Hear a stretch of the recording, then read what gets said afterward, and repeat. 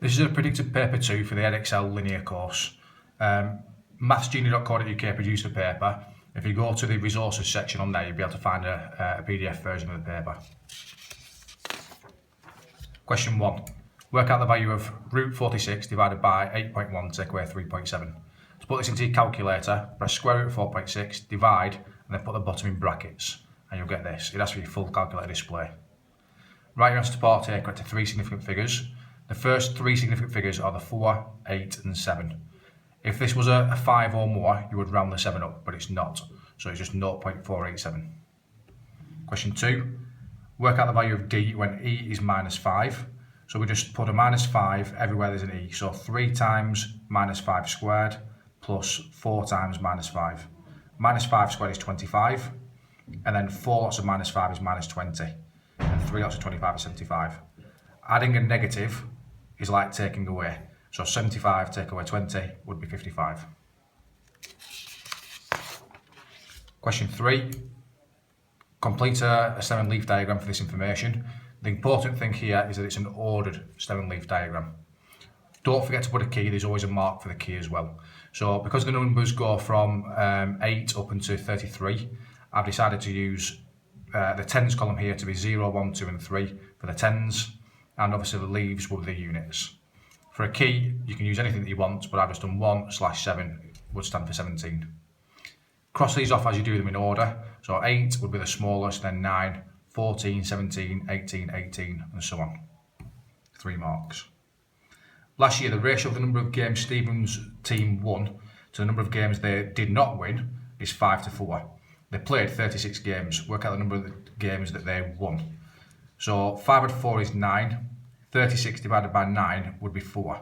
So 5 lots of 4 would be 20 games that they won, and 4 lots of 4 would be 16 games that they lost. So the answer is 20. A shop sells coffee in 3 different sized jars. Which is the best value for money? Well, there are several ways of doing this, but the best way is to do the cost divided by how much you get. So that will give you the cost per gram. So £4.39 divided by 150 is this. That basically represents 2 pence, so it's nearly 3 pence for that one. This one's just over 3 pence, and that's just a little bit under 3 pence more again. So we can see that this one's the smallest amount of money per gram, so the 275 gram jar is the best value for money. On these asterisk questions, always make sure that you write a sentence at the end showing what you've found. Question 5. Harry has a cable. The cable has a length of 16 metres and he cuts it into 2 parts. Part A is 5 metres long and weighs 8 kilograms. Work out the weight of part B. So if it's 8 kilograms and for 5 metres, if we do 8 divided by 5, that gives 1.6 kilograms per metre. If he's cut 5 metres off, then 16 take away 5 means that part B must be 11 metres long. And at 1.6 kilos per metre, 11 times 1.6 would be 17.6 kilograms. Question 6. The nth term of sequence A is 3n minus 2, and the nth term of sequence B is 10 minus 2n. Sally says that there is only one number in both sequences. Is she right? Well, if we write out sequence A, to get the first number, we do 3 times 1 take 2, which is 1. To get the second number, 3 times 2 take 2, which will be 4, and so on. Sequence B, similarly, we do to get the first number, we do 10, take away 2 times 1. Second number, 10, take away 2 times 2, and so on. We can see that 4 is in both sequences, and since this is an ascending sequence, it's going up, and this is a descending sequence going down, then they will be going apart from each other, so 4 must be the only number that's in both sequences. She's correct. Question 7. Tom and Amy set the alarms on their phones to sound at 6:45 AM.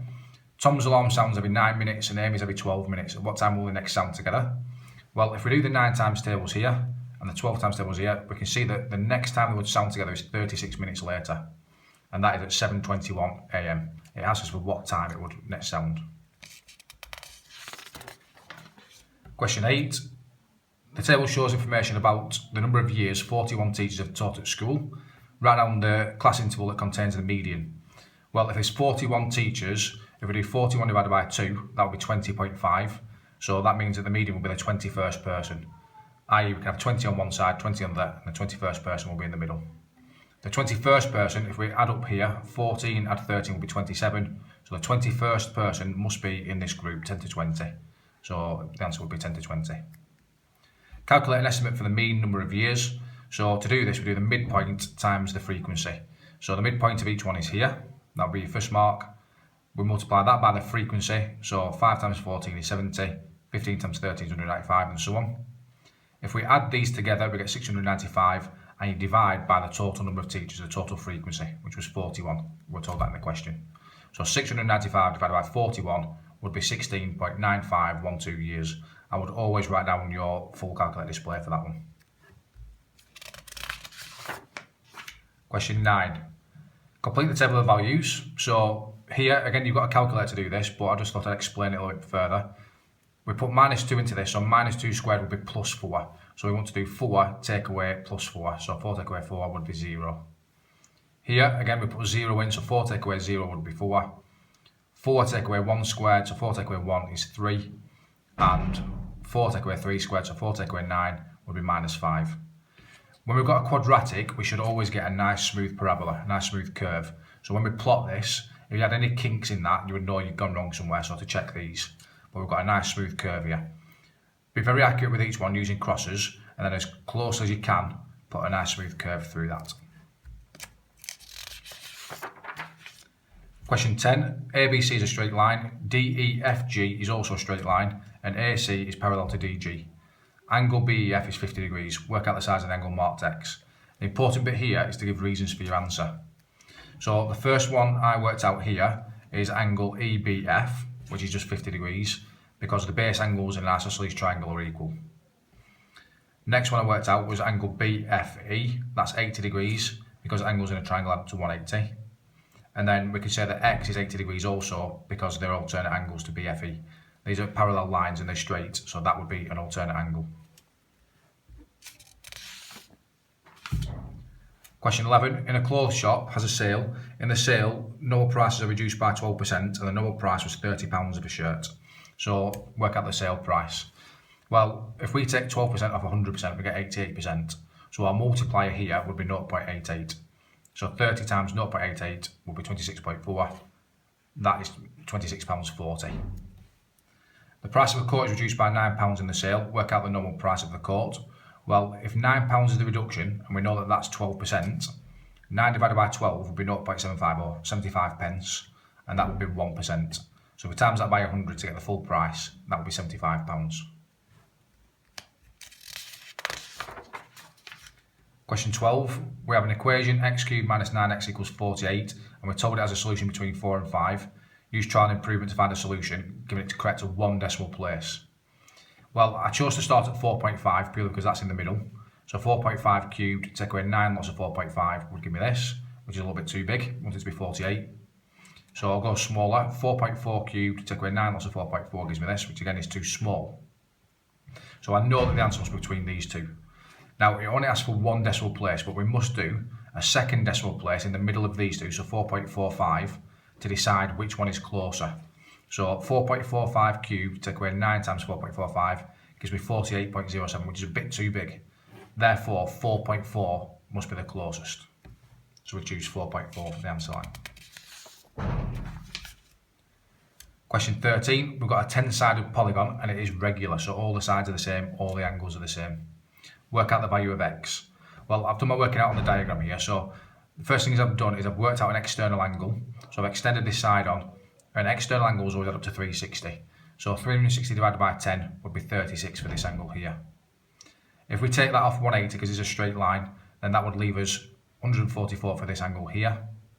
And if this is an isosceles triangle because it's regular, so these two sides are the same, so it must be isosceles, we can take that off 180, which leaves us with 36, and half it gives us 18 apiece for these. Now this triangle here must be the same as well, so this would be 18. And this full angle we've just worked out to be 144. So if we take the 18 and the 18 off 144, we get left with 108.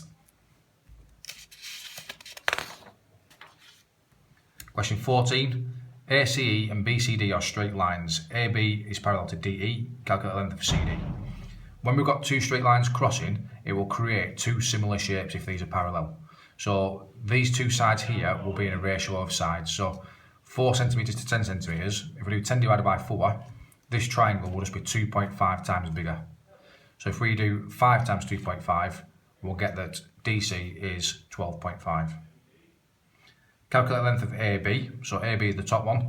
Well, if this is 18, similarly, this would be 2.5 times smaller. So 18 divided by 2.5 would be 7.2. Question 15. Jade makes an orange drink by mixing orange concentrate with water. She mixes 15 centimetres cubed of orange with 250 centimetres cubed of water. Altogether, that would be 265 centimetres cubed. The density of orange concentrate is 1.2 grams per centimetre cubed. The density of water is 1 gram per centimetre cubed. Work out the density of the drink overall. Well, the 15 centimetres cubed at 1.2 grams per centimetre cubed would be 18 grams. And the 250 times 1 would be 250 grams. So altogether, it would have a weight of 268 grams. And 268 divided by the volume, which is 265, would give us a density of 1.01 grams per centimetre cubed. Question 16, we're asked to work out the side GJ. I've called it X just for simplicity, so we can write it down a little bit simpler. We've got two sides and the angles aren't given, so it must be Pythagoras. So we've got the hypotenuse here because it's opposite the right angle. So the hypotenuse squared is always equal to the other two sides squared and added together. So if we square these, add them together, and then to work out X, we'll need to square root that. So my full calculator display would be this, and then it asks for 1 decimal place, so that would round to 26.7 because the 9 would round that up. Next part, we've got a right angle triangle again, but we're asked for an angle this time, so we must be using trigonometry.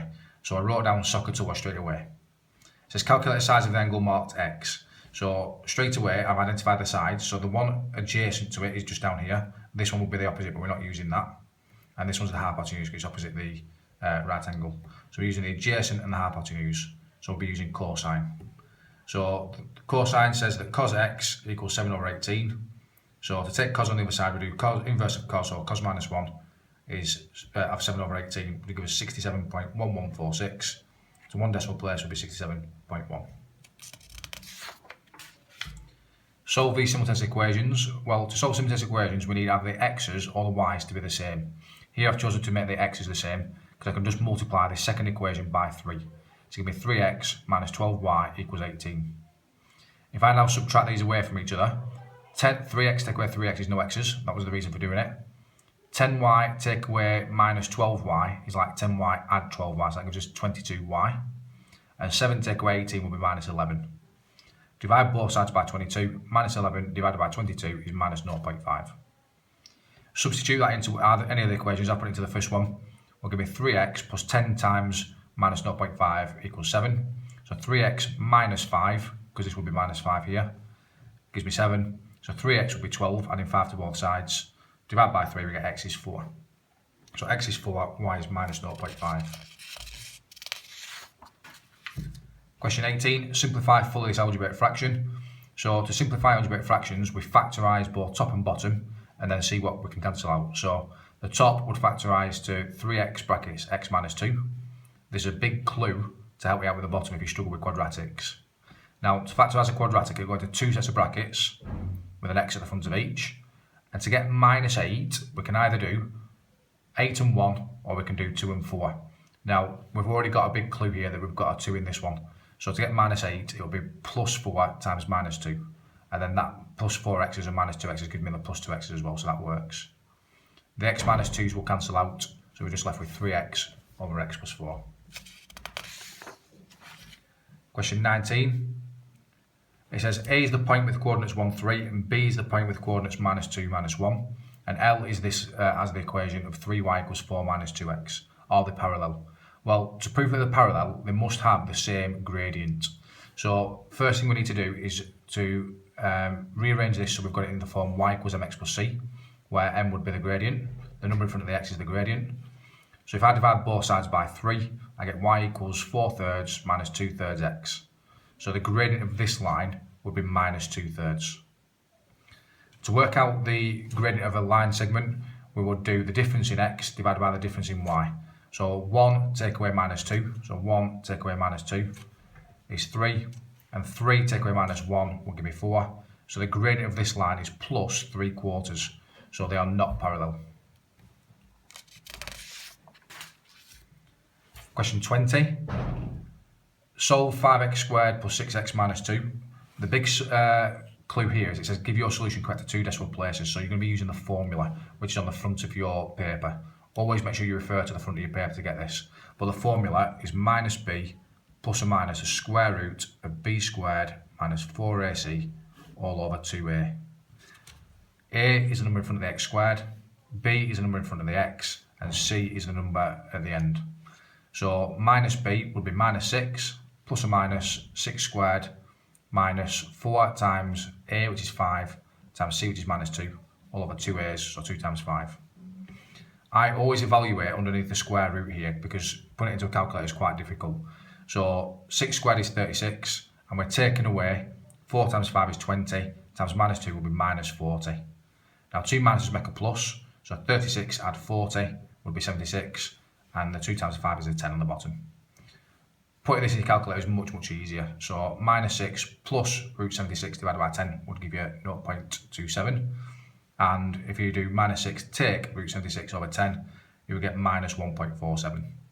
Now the key here is to put the top in brackets before you press divide. Otherwise it will just divide the square root. So brackets, minus 6 add square root of 76, close brackets, divide by 10.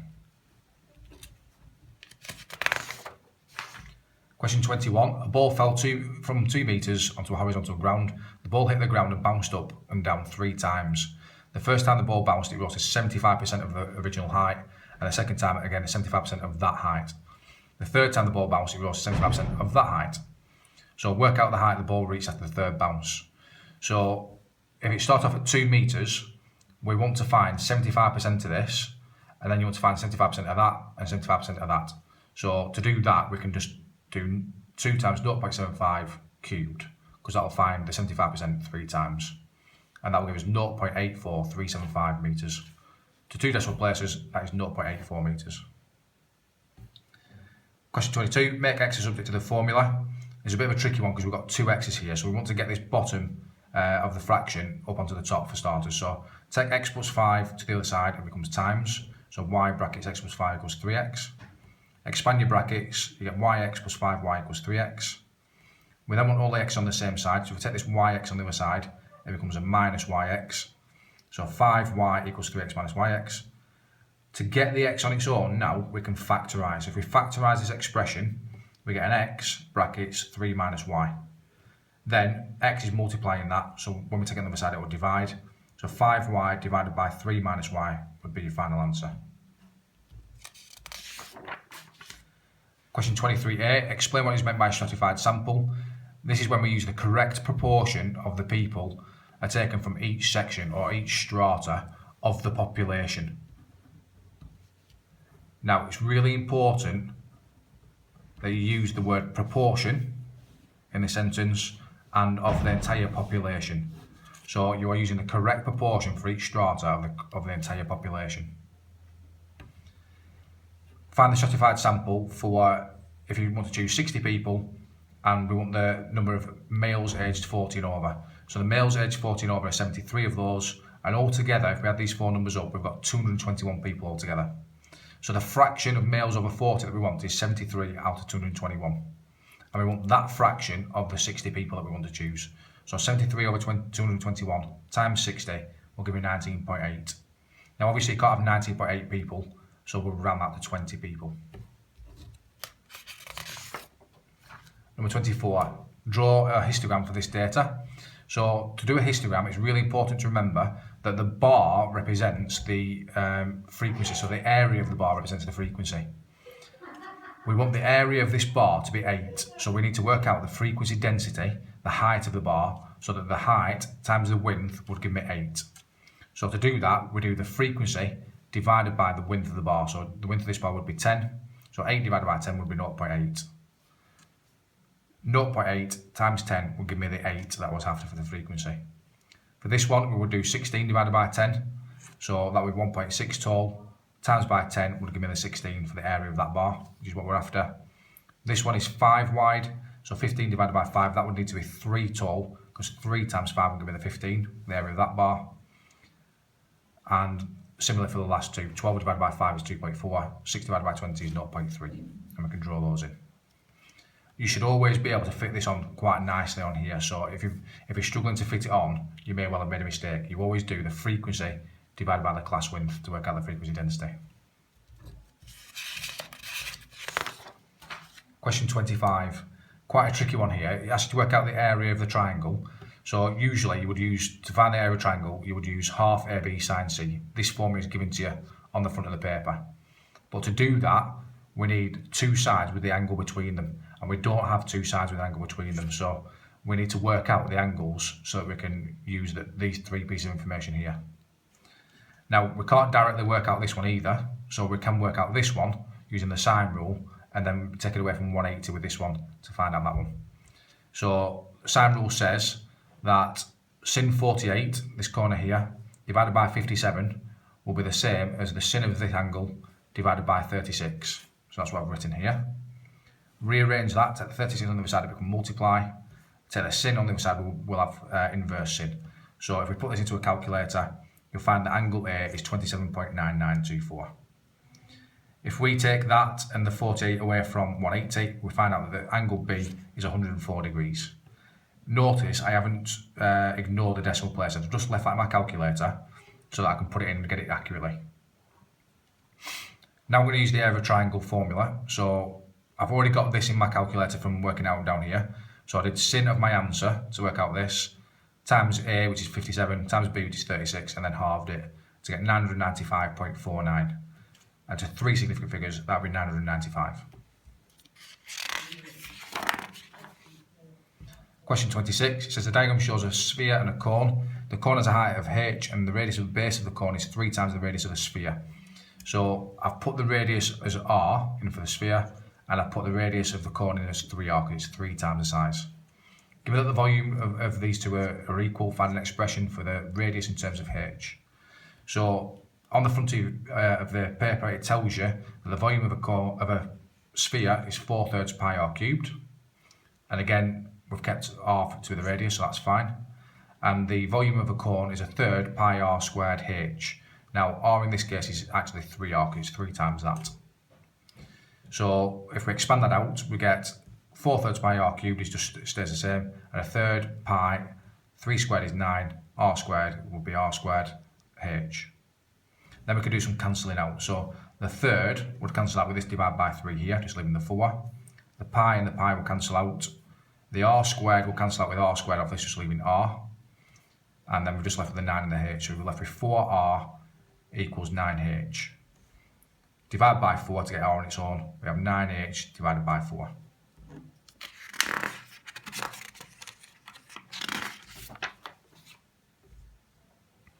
Question 27. It says I equals v over r, where v is 250 correct to the nearest 5 and r is 3,900 correct to the nearest 100. Work out the lower bound of I. Give your answer to 3 decimal places.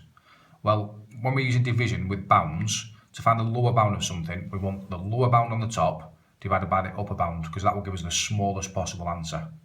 So the lower bound of 250, correct to the nearest 5, we half this and take it off. So 2.5 off that is 247.5. And again, the upper bound for this one, we half this and add it on. So 3,950. So we do 247.5 divided by 3,950, which gives you this as a full calculator display. Your final answer to 3 decimal places would be 0.063. The 6 rounds of the 2 up to a 3. Question 28 says the graph of y equals f of x is shown on the grid. On the grid above, sketch the graph of y equals f of x plus 3.